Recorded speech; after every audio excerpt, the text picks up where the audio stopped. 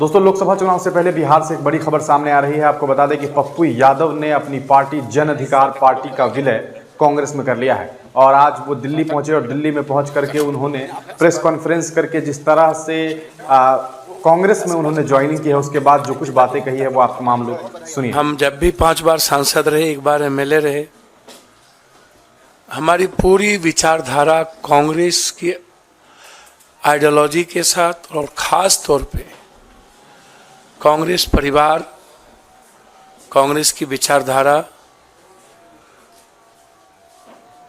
हमें हमेशा एक मजबूत ऊर्जा देती रही है। हमारी राजनीति की नींव कंप्लीट रूप से सेकुलर, किसी भी धर्म, कौम और जाति की आइडेंटिटी पर कोई हमला नहीं, उसकी आइडियोलॉजी की सुरक्षा,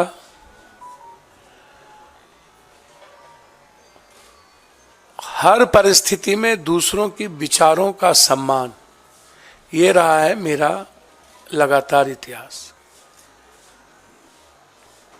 हम पूरी पार्टी अपने प्रभारी मोहन प्रकाश जी को पूरी लिस्ट, पूरी नेतृत्व, चूंकि हमारा उस दो व्यक्ति के प्रति और एक ऐसे व्यक्ति जो हमारे राष्ट्रीय अध्यक्ष हैं, आदरणीय, इस उम्र में भी सबसे ज्यादा संघर्षशील और एक तानाशाह के खिलाफ सशक्त आवाज खड़गे साहब।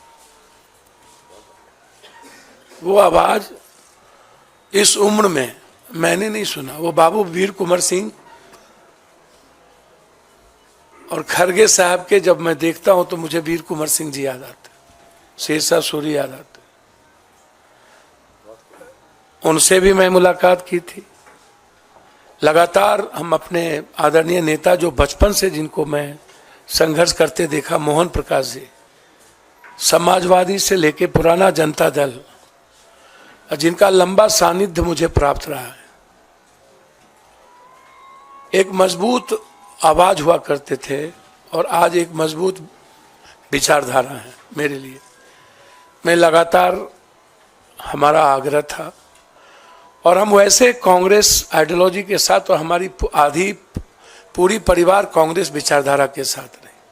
आज हम, हमारे बेटे, हमारे जनरल सेक्रेटरी, कुछ लोग आए हैं, कुछ छात्र, कई MLA, ex MLA, ex minister अखलाक जी, रामचंद्र जी, अन्य लोग नहीं आ पाए चूंकि निर्णय खैरा साहब का फोन गया और जो ट्रस्ट हमें प्राप्त हुआ इस दुनिया के सबसे संघर्षशील व्यक्ति, मैं समझता हूं कि वर्ल्ड के हिस्ट्री में 4,000 सवा 4,000 किलोमीटर पैदल, 6,000 किलोमीटर बाय रोड, आज तक की हिस्ट्री में जब आदमी ट्वीट पर सबको सब कुछ बता देता हो, एक रूम से दूसरे रूम, वहां एक हाफ गंजी में माइनस में चलने की हिम्मत और एक दुनिया के सबसे बड़े तानाशाह के खिलाफ आवाज और लड़ने की हिम्मत जो जिस व्यक्ति में, वो आदरणीय राहुल गांधी जी, उनका ट्रस्ट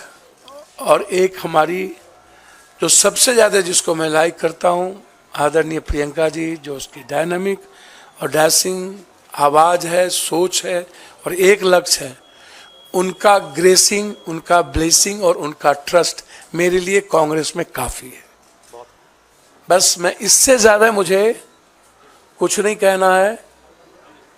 इस पूरी कांग्रेस परिवार ने जो सम्मान दिया और उस दो व्यक्ति के विश्वास ने जिस तरीके से हमें हिम्मत दी, अब उस बहन प्रियंका जी और वो संघर्ष के प्रतीक राहुल गांधी जी, भले ही ईवीएम, पूंजीपति, मीडिया और सीबीआई, ईडी के द्वारा कोई पीएम 400 पार कर ले, इस हिंदुस्तान के 130 करोड़ का किसी ने दिल जीता है तो वो राहुल गांधी है। किसी ने उम्मीद जगाया है तो राहुल गांधी जी हैं। और उसके बाद जो उनकी लड़ाई ओबीसी को लेकर के है, दलितों को लेकर के है, जो कमिटमेंट सामाजिक न्याय को लेकर है, पूरी हिंदी पट्टी बिहार, यूपी, बंगाल, झारखंड, मैं एक बहुत साधारण गिलहरी की तरह एक उस लड़ाई का भागीदार बनना चाहता था। हमेशा हमें लगता था कि इस देश को सेव करने के लिए, इस डेमोक्रेसी को, लोकतंत्र को और संविधान की रक्षा के लिए साथ साथ 130 करोड़, जहां किसान, व्यापारी, युवा और महिलाएं सब परेशान हैं, राहुल गांधी जी के नेतृत्व के अलावा दूसरा रास्ता नहीं था। इसीलिए आज जन अधिकार पार्टी, जो एक मजबूत पार्टी बिहार में कही जाती रही है, संघर्ष में सबसे ऊपर, सेवा में सबसे ऊपर, भले ही मेरी सत्ता में भागीदारी नहीं थी, लेकिन मेरी उपस्थिति देश में मजबूती के साथ थी। हम पूरी पार्टी के साथ, हम अपने खुद बेटा जो मेरा रणजी खेलता है और लगातार हमारे बेटे जो ड्यू से क्रॉस किया, सार्थक रंजन, पत्नी का भी तो नाम लीजिए। अब वो कांग्रेस की लीडर है, उनका नाम मेरी हिम्मत नहीं है। अब कांग्रेस में कुछ मर्यादाएं होती है जिसको मुझे पालन करना ही पड़ेगा और उसका उल्लंघन करना बड़ा दिक्कत है। और हाँ, इसलिए कांग्रेस की मर्यादाओं को समझ लेना ये मैं बचपन में सीखा था। और कांग्रेस आज भी, कहावत है, ऊंट बैठ भी है तो नाम क्या बोलूं, गधा से ऊंचा होता है। तो वो शब्द कांग्रेस बैठ भी जाए ना तो इस ताकतवर लोगों से सर्वश्रेष्ठ है, सर्वोत्तम है। और इनको 200 कितना पार करेंगे तो समय बताएगा। हम और लालू यादव जी दोनों मिलकर, लालू यादव जी का पूरा ग्रेस मेरे प्रति बेटे की तरह रहा है। ना हम उनके दिल से निकले, ना उन्होंने कभी दिल से निकाला। हम कल भी मिले लालू जी से और तेजस्वी जी से। तेजस्वी जी जिसने 17 महीने में एक विश्वास पैदा किया है, हम लोग मिलकर 24 भी जीतेंगे और 25 तो जीतेंगे ही जीतेंगे। इसी उम्मीद के साथ आज हम कांग्रेस नेतृत्व को, खास तौर पे अपने राष्ट्रीय अध्यक्ष, अपने बहन प्रियंका जी, जिन्होंने बहुत मजबूती के साथ हमें हिम्मत दी और उन्होंने कहा कि जस्ट यू ज्वाइन, ये मेरे लिए इससे बड़ी बात कुछ नहीं हो सकती थी। इसके बाद इनफ था और इतना ही काफ़ी था। मैं कांग्रेस के लिए बिहार में सशक्त मजबूती के साथ संघर्ष भी करूंगा और मजबूत पार्टी बनाने में हमेशा पूरी तन्मयता के साथ कांग्रेस के लिए काम करूंगा। बहुत बहुत धन्यवाद। आपका स्वागत पुनः सब लोगों का। ये लिस्ट में अपने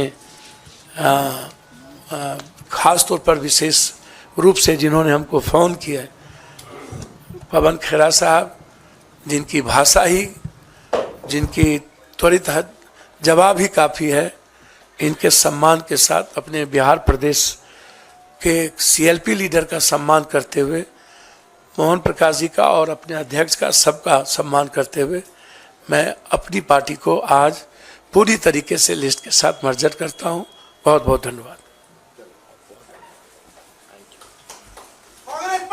तो दोस्तों, सुना आपने पप्पू यादव को। आपको बता दें कि पप्पू यादव जी जो हैं वो पूर्व में लगभग 5 बार सांसद रह चुके हैं, पर विधायक रहे और बिहार में अलग अलग लोकसभा क्षेत्र से जो है उन्होंने सीट हासिल की, उन्होंने जीत हासिल की और शरद यादव जैसे कद्दावर नेता को उन्होंने चुनाव हराया। और बाकी आप तमाम लोग उनके बारे में जानते हैं, बेहद बेहतरीन नेताओं में से एक थे।